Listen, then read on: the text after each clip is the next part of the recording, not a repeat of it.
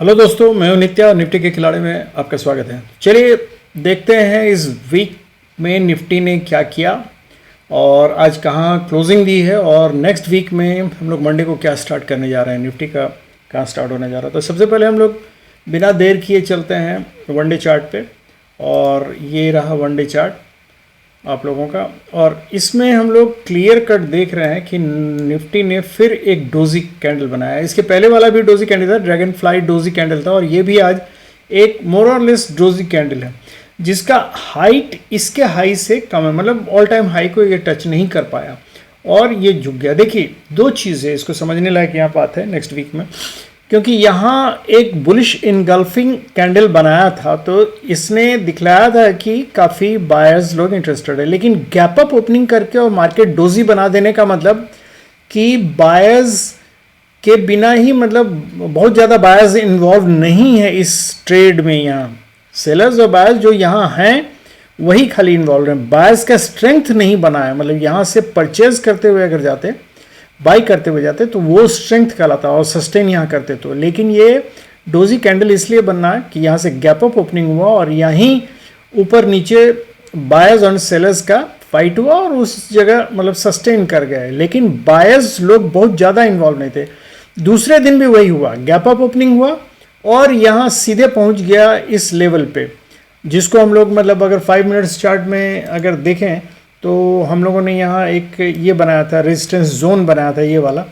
तो इस resistance zone को क्रॉस करके सीधे गैप अप पहुँच गया, जो कल हम लोगों ने बात की थी कि अगर इसको तोड़ना है तो इसको गैप अप करके ही तोड़ना होगा, अदरवाइज नहीं तो ग्रेजुअल इसको स्ट्रेंथ लेके तोड़ना होगा। तो इसमें गैप अप में होता क्या है कि बायर्स बहुत ज़्यादा स्ट्रेंथ नहीं लगा पाते हैं और जो बायर्स यहाँ हैं उस सेलर्स के साथ मतलब सस्टेन करने की कोशिश करते हैं। तो यही चीज़ यहाँ हुआ और यही कारण है कि चूंकि स्ट्रेंथ नहीं था तो इसलिए बहुत ज़्यादा ऊपर नहीं जाके यहाँ साइडवेज मूवमेंट होके रह गया, बायर्स और सेलर्स में फाइट होके रह गया और यहाँ हम लोग बहुत ज़्यादा ऊपर नहीं जा सके। तो जिसके चलते अब प्रॉब्लम ये होता है कि हम लोग नेक्स्ट वीक में क्या करने जा रहे हैं कि फर्दर ये गैप अप करके ओपनिंग करके ऑल टाइम हाई बनाएगा या यहाँ से स्ट्रेंथ लेके ऊपर जाएगा, बायर्स का स्ट्रेंथ लेके, और तब ऊपर ज़्यादा जाने की संभावना है। तो ये हम लोगों को देखना है। अभी हम लोग खाली इतना जानते हैं कि अभी मार्केट में बुलिशनेस है, लेकिन बायर्स का स्ट्रेंथ बहुत ज़्यादा है कि नहीं ये हम लोगों को देखना पड़ेगा।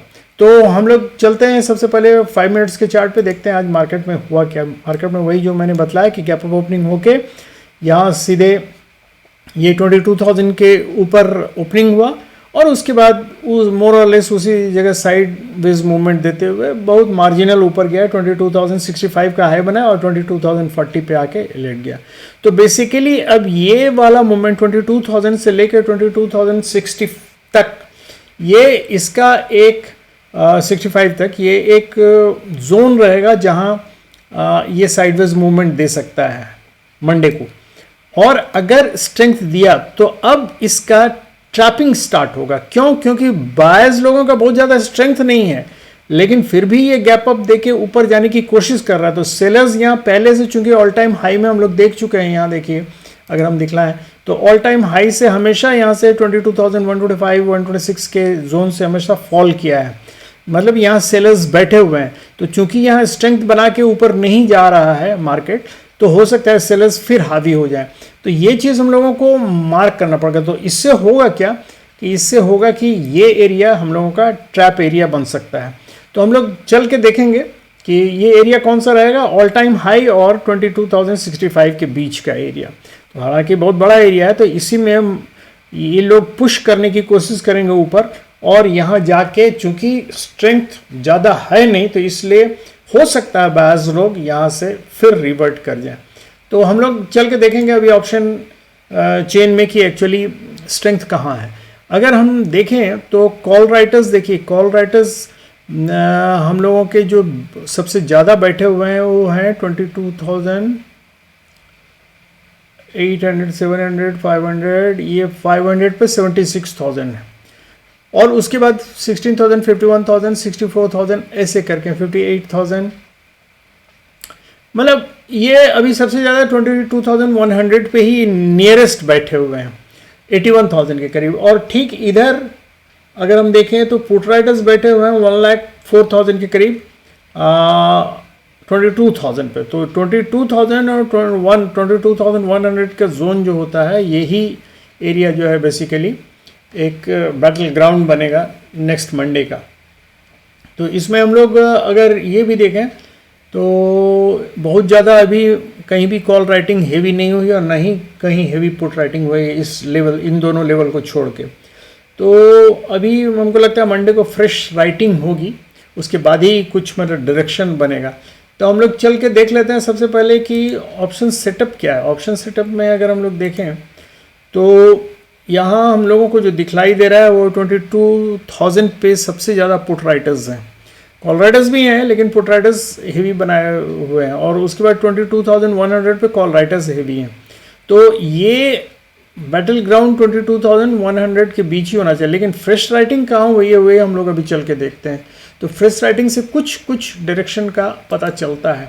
तो ये हम चेंज में आ जाते हैं। देखिए यहाँ हम लोगों को पता चल रहा है कि कॉल राइटर्स यहाँ से अनवाइंड कर रहे हैं बेसिकली, और सबसे ज़्यादा 22,000 पे पुट राइटिंग फ्रेश राइटिंग भी हुई है, और फिर 22,000 पे भी फ्रेश राइटिंग पुट राइटर्स ज़्यादा हो गए हैं 22,050 पे, और 22,100 पे कॉल राइटर्स। तो एक्चुअली 50 के ऊपर ही, मतलब 50 to 100 के बीच में मार्केट रहने की ज़्यादा संभावना है, और जो फ्रेश राइटिंग होगा उसके बाद ही मतलब बतलाया जा सकता है। लेकिन अभी ये देख के हम लोग यही कह सकते हैं कि मार्केट बुलिश है और टुवर्ड्स 22,100 मूव कर सकता है।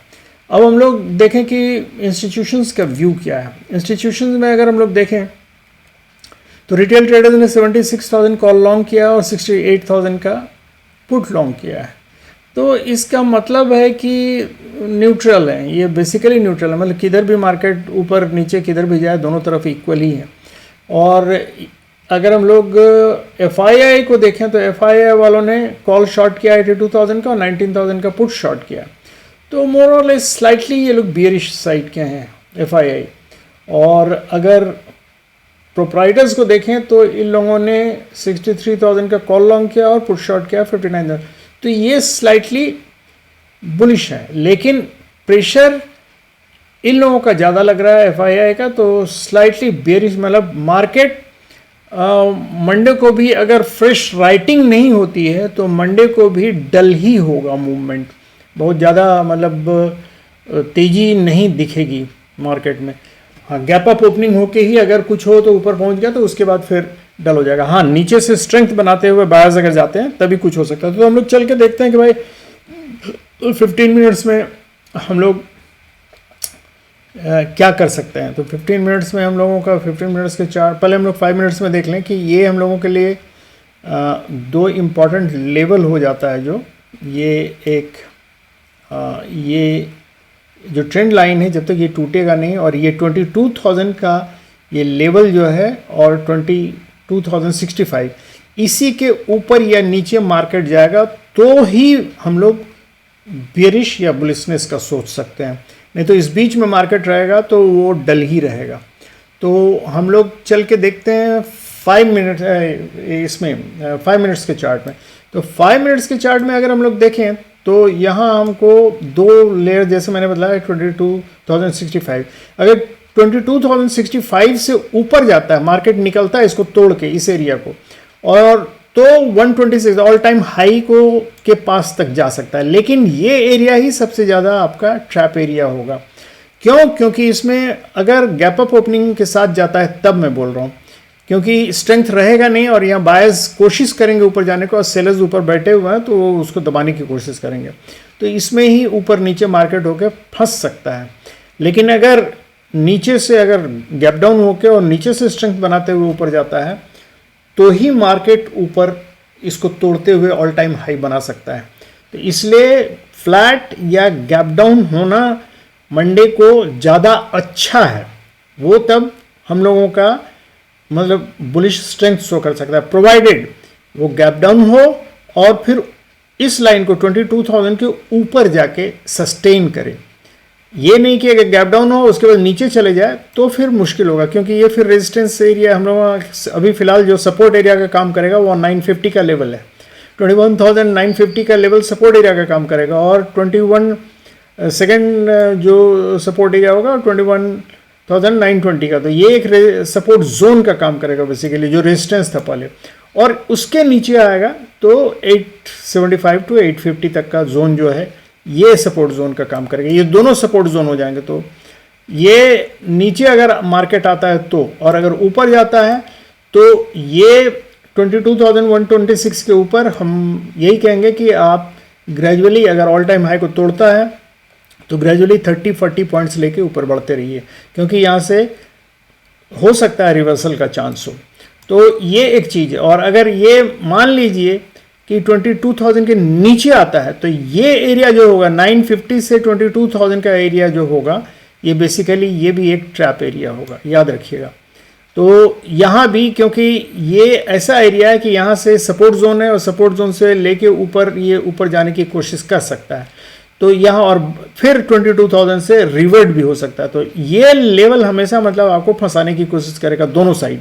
तो इसलिए दो ट्रैप एरिया मेरे हो जाएंगे, एक ट्रैप एरिया ये होगा और दूसरा हमारा हो जाएगा ये एरिया जो यहाँ है 22,065 से 22,000 मतलब ऑल टाइम हाई तक।